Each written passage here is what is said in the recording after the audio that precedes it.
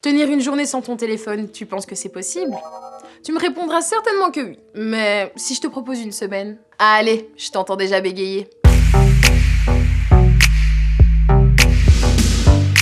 Si je veux vous donner des conseils, autant parler des galères qui m'arrivent par la même occasion. Cet été, j'ai cassé 2 smartphones. Le premier est tombé dans le bus et le second à l'eau. Mort par noyade.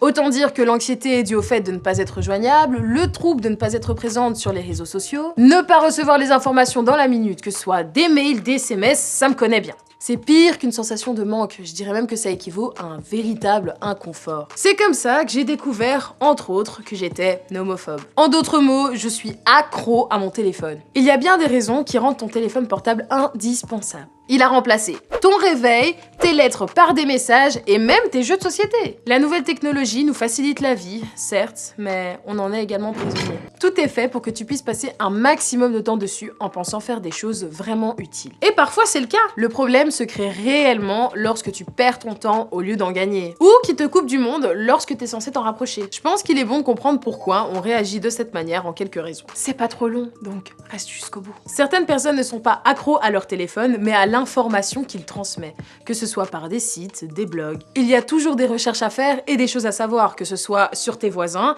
ou l'actualité. Dans ce cas précis, ton téléphone n'est qu'un canal te permettant d'accéder à cette information. Grâce à lui, tu peux transporter un monde qui de base est virtuel de manière matérielle. C'est l'internet qui t'appelle. Les réseaux sociaux, comme tu le penses, ont aussi leur part à jouer. La curiosité due au fait de vouloir connaître la vie de l'autre en est le problème, mais pas seulement. Savais-tu que quand tu reçois une notification, une hormone appelée l'endorphine se libère? C'est la même hormone qui apparaît lors d'une activité physique. Donc, dans notre esprit, une notification due à un like ou un commentaire serait l'équivalent d'une récompense. Il faut savoir aussi que toute dépendance révèle une détresse psychologique. Une cyberaddiction, par exemple, peut révéler que ton téléphone est un substitut à l'évasion. Il te permet d'avoir accès à un monde qui te libère de celui dans lequel tu vis. Après tout, ça semble logique, c'est facile d'accès, tu trouves réponse à tes demandes directement.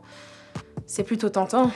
Aujourd'hui, mes conseils seront plutôt simples vis-à-vis de cette situation. Nous avons ensemble défini le problème. Tu es donc en mesure de savoir si oui ou non tu te sens concerné par ce souci. Maintenant, il ne te reste plus qu'à faire un bilan vis-à-vis de tes agissements personnels avec ton téléphone, observer la manière dont tu l'utilises en définissant tes priorités. Réfléchir à la nécessité, si tu y restes accroché pour le boulot et que par moment tu t'y perds. Dans tous les cas, je ne pense pas que le smartphone soit un élément véritablement négatif. Tout au contraire, c'est un outil qui nous facilite la vie. Maintenant, c'est à nous de définir la limite, afin qu'il n'interfère pas dans nos vies de manière négative ou comme un exutoire. La semaine prochaine, je te parlerai de mes trucs pour faciliter ta future détox digitale. N'hésite pas à laisser un pouce bleu ou un j'aime si la vidéo t'a plu, et par la même occasion, à identifier un pote qui aurait bien besoin de voir cette vidéo.